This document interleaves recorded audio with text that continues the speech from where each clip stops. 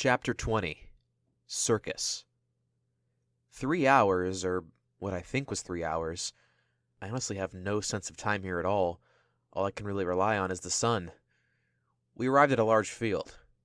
Carnival rides and colorful tents covered the brown grass with an array of colors and patterns. Neon lights covered every beam, pole, and shop. Rides, games, and food filled our senses as we walked closer and closer to the park. A turnstile entry point blocked our path only slightly as we came to the entrance. Alice pulled out the 2 tickets and placed them in a metal slot before walking through. I followed without a word. Guess that explains what the tickets were for. Alice and I searched the arena, looking for any danger. Honestly, it looks like fun around here, but we are still in Territory 3, which means... I swallowed shallowly. "Don't back out now, Blank," Alice whispered. I think she's trying to be nice, but I really don't know. "I won't," I sighed. "So, what are we looking for exactly?" "That's why I brought you," she smirked. "I thought it was because you lost a bet?" "I did. So instead of Hal going with you, I am," Alice explained. "So apparently, I have to go everywhere with these morons without my choice. Great. Well, if we're searching for memories, then I would guess looking around?" I analyzed. I turned back to see Alice gone. Panic filled my body once I realized I was alone. I scanned around, only to be met with emptiness. I noticed the main road continued down to stalls and food places. Maybe she just ran off that way? No, it's not like Alice to run off like this. Eve, yes, but not Alice. I pulled out the gun stored in the pocket of my brace. My eyes narrowed as I searched for the 3s. I began to walk carefully down the main path, searching every corner. As I walked, I made note of the attractions and fair qualities. Garbage and loose flyers ran across the upturned dirt and dead grass. Rides and events scattered the field, such as a mirror maze, several small roller coasters, and one of those rides that spins around as you're pushed against the walls. I grabbed my stomach with every thought. I continued walking, past shops and food places, completely lost in the colors. I wish I could call Alice, but what if someone else was listening? I could just leave her to die. I'm sure she would do the same thing. No, can't do that, though. I'd be a liar if I said I wasn't actually considering it. I walked by a stable building, noticing the door on the side was slightly cracked.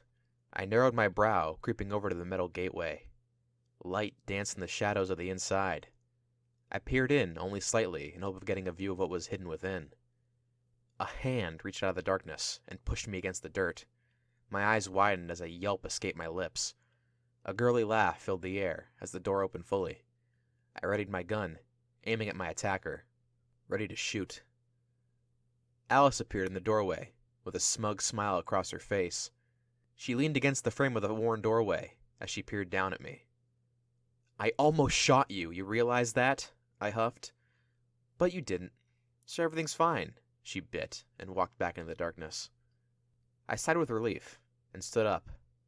I scanned around the building, just to be sure no one saw us, before walking inside. The room was small, with what seemed to be a makeshift bed along the right wall. Computer screens filled the wall opposite of the doorway. All the screens spread across the carnival, and slightly outwards into the field. Alice immediately went to the computers, and began typing away. She looks kind of like Eve when she does that. "There," she smiled, wiping her forehead. "What did you just do?" "I checked the cameras for any of those 3s, and it looks like they're not here. I also turned on all the rides," Alice explained. "Okay, I get checking the cameras, but why did you turn on all the rides?" I questioned. "Because they won't work if they're not on? I knew you were an idiot, but I didn't think you were this stupid," she moaned. "No, why do you want them to work?" I sighed. "So we can ride them, duh. It's not like we can come here all the time, and in fact, this is my first time ever being here, and I want to have fun." "Fun?" "We need to be looking for a clue before the 3s get back," I argued. "Oh, come on. Can't we just play a little bit?" Alice begged in a childish tone. "Is this really the same girl? I mean, could it really hurt? Then again, even though it's not a good idea, can I really go against Alice?" "Well, maybe if we ride some of the rides, we can get a better view of the field. It could help us find the clue. Yay! Alice cut me off with a cheer. The girl grabbed my left arm and pulled me off to one of the many unsafe-looking attractions. I guess it makes sense for a psychopath to live in a place like this. Honestly, I'm surprised this place is so calm. The only memories I have of carnivals involve clowns with big hammers and carnies in striped coats chasing after you as the circus music plays creepily in the background. I must have played a lot of horror games. Alice pulled me to what looked like small cars attached to poles in an oval-shaped track. She quickly jumped the line rope, jumping into one of the many cars motioning for me to follow. "Hey, press the switch on the wall before you come in," she commanded, pointing to a small red switch near me. I did what she asked without question. I flipped the switch, and as I did, all the car lights turned on, and Alice's car began to move. I smiled slightly at her expression. She seemed like a little kid who still believed in magic. She motioned for me to join her. I ran over to one of the empty cars. My foot pressed against the gas pedal, moving towards the girl. I avoided the abandoned cars as best I could, in pursuit of her coffee locks. I hid the back of her car, sending a jolt through both of our cars. She turned towards me as if to see who had hit her. Her face narrowed in a playful manner as she turned the car around. I moved as quickly as the car would allow me, turning around and running from the girl. We continued this game of cat and mouse until the cars stopped moving. "Shall we, blank?" Alice laughed. She walked out of the car and to the exit. "I have a name, you know," I replied. "Oh, I'm sorry. Puppy," she corrected herself. I should have figured it was still Alice. Well, she hasn't called me an idiot in the last minute. I guess she's getting better. We walked to the zero-gravity ride, whose very sight makes me feel sick to my stomach. Alice quickly set the controls to begin the ride as I walked up the steps to meet her. I might sit this one out, I swallowed, and thought of my lunch. "Oh, come on, you big baby. Stop whining already," she snarled as she climbed up to the entrance. "Do you want to be covered in half-digested vegetables?" I argued. "Do you never want to try anything new?" I literally try something new every day. As far as I remember, there should be random med packs and ammo laying around, but Hal already explained that's not real. You should be happy I even have this much of a grip on reality, and yet you want me to try something new? I tried to persuade her poorly. "Get in here," she demanded, ignoring my argument.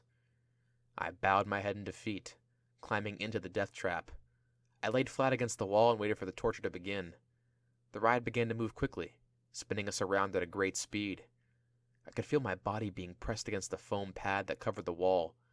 My stomach turned and nausea took over, but I still smiled. Alice screamed in a cheerful manner, with a large grin across her lips. I don't think I've ever seen her this happy, except maybe when she made me jump off the roof. The ride continued for several minutes. Okay, well, it has to be done soon, right? I can feel myself turning green. I really hate this. The fake smile soon faded from my face, as the ride did not stop. "Alice, turn off this damn thing," I gagged, slowly sitting against the ground. "I can't reach the controls," she called back over. Great. Stuck here until someone finds us. I'd honestly rather fight Ian again than sit here any longer. On second thought, it's not so bad.